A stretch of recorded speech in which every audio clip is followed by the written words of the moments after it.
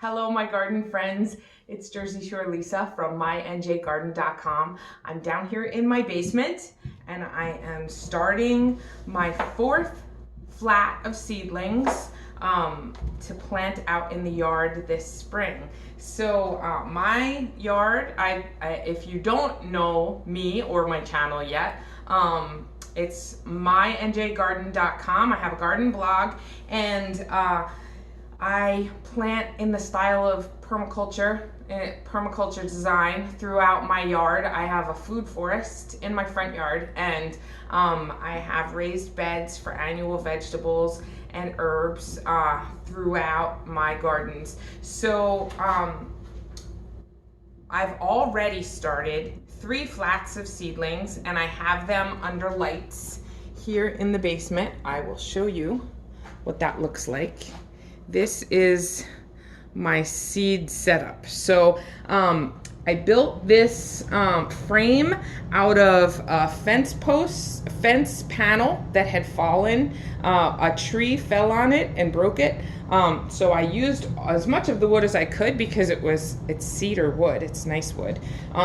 So I built this frame, and last year I had different lights hanging from it. So that's why there's a panel that the lights are attached to, and that's on chains, so you can raise up the whole panel. But this year I got 2 new shop style, and I'm trying to see that I'm getting a good view, grow lights, and they actually came on chains as well. So it's kind of lower than I kind of would like it to be. Well, at this point, it's good that they're low, but I hope it's not too much of a hassle to raise them up when and if I need to. But I just started these seedlings last weekend, and some of them are sprouting. The lights are on a timer, and they are on, those 3 trays are on heat mats to help with germination, because it is rather cool down in the basement. It stays about 61 degrees in the ambient temperature, so I do need those heat mats to raise the temperature of the soil and make it so that the seedlings decide that it's spring and it's time to pop out. And they're doing well. So once they're all germinated, I'll remove those heat mats and we'll just have the lights on a timer to simulate day and night, and they'll get a nice start. But tomatoes germinate and grow fairly quickly, so I waited a little while before I wanted to start my tomatoes in my seed trays. So what I have, the varieties that I'm working with for the tomatoes are these 3 are from Baker Creek, and that's a wonderful seed company. I actually traded for these at a seed swap a couple of weeks ago, and they're larger varieties. In the yard last year I had a lot of grape tomatoes and cherry tomatoes, so I'll probably have a zillion volunteers of grape and cherry tomatoes in the yard this year. I wasn't really great at harvesting them consistently, so I'm sure they fell all over the place, and some of the little chipmunks got them and spread them around for me. So I don't need to start those inside this year. So I'm starting larger variety tomatoes, so I'll have them to slice up and put on my sandwiches. So this one is Golden King of Siberia, and this one, I don't know how to pronounce this, Coeur d'Ibou. These look like ox heart variety. They're like big heart-shaped ones, and they're like between 12 ounces and a pound, the fruits can be. So I'm looking forward to those. This one's called German Pink, and this one is Cherokee Purple. And then I have an early hybrid salad variety. I tend to plant heirlooms most of the time so that I can save the seeds if I want to.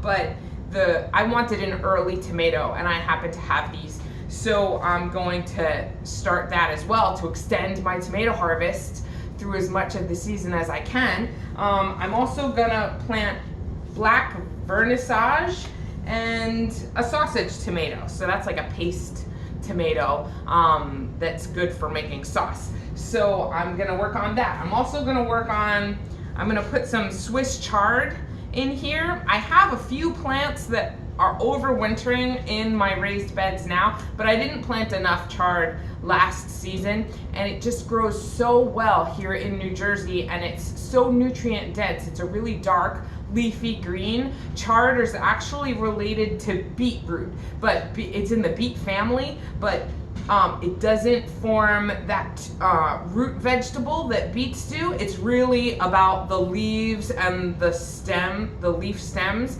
That's the part of the vegetable that you eat. And they do have kind of a strong flavor, but it's one of those dark leafy greens that's so nutritious, and it's so easy to grow. And in my yard, I know it's organic, so I know that that's what's gonna be really good for me. I wanna make sure I have plenty of that in the garden this year. And I'm also going to start some zucchini. So that's what I'll be doing. And I'm gonna be keeping track of the varieties that I plant in this seed tray on a pad. And then when I take them out of here and pot them up or plant them directly into the garden, that's when I'm going to make my labels and tuck them in to wherever these guys end up. My question for you is, what do you guys love to use as easy to read plant labels for once you put them out, put your plants out in your garden? What do you use? I've seen videos of folks who cut up yogurt containers and use color safe markers on the yogurt containers. I did buy China markers, which are kind of like grease pencils, so that won't fade. I've tried to use Sharpies. I always feel like the Sharpie is gonna be a good idea, but it fades in the sun so quickly, and then you have no idea what you planted in those spots. And one year I used mini blinds. Someone had thrown them out. I saw them on the side of the road, and I picked them up, and I sliced up the mini blinds and labeled those. So I'm just wondering, what is your favorite way to label your plants in the garden? And if it's a sustainable way where you're not buying the little burpee plant labels, even better. I'm more interested to hear about those. So please comment, let me know, and like the video and subscribe to the channel, and share with me what you're starting for your garden this year. If you're starting seeds indoors, what did you plant, and what are you looking forward to growing the most this year? As far as perennials to put out in the yard, trees, berry bushes, shrubs, at the Home and Garden Show, the New Jersey Home and Garden Show this past weekend, I did pick up a goji berry from one of the vendors there. I do have one goji berry planted in the yard, but it hasn't fruited yet, and it's been like 3 years. So this vendor called Dragon Agro, they were very helpful. And they had lots of different exotic kinds of plants, but they did have goji berries, and they said, oh, well, these look like small seedlings, but they're already fruiting, look. And there was a dried little goji berry hanging off the plant, and I said, sold, I'll take it.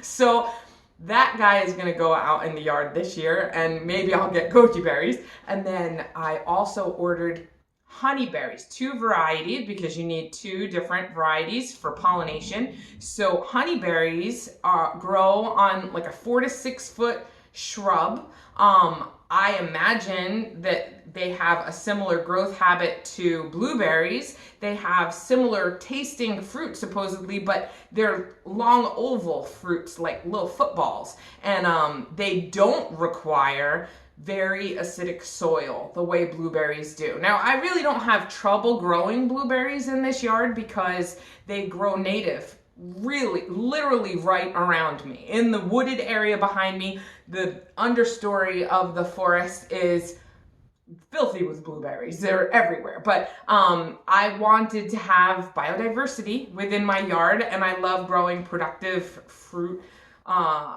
plants. So honeyberries, I don't have those yet, and so they're coming. I'm going to add those to the food forest.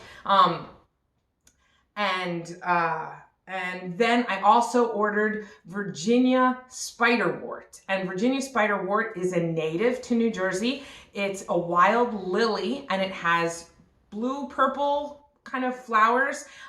They're really lovely. One had come up all on its own, self-seeded in my beechwood yard, but I don't have any here. And I found out that they're completely edible. The flowers, the stems, the leaves, and the roots. They are perennial vegetables and they're supposed to be really tasty. So I ordered quite a few of those, 20 of those, to incorporate into the landscape this year, and I'll let you know how that goes. But that's what I have planned for this year, and I hope that you'll join me as we explore it when the season gets started. It's gonna get to about 20 degrees at night in New Jersey by the end of the week, so it's still winter, it's not spring yet, but I am looking forward to it. Thanks for joining me on this video, and I hope to see you again soon. Bye everyone.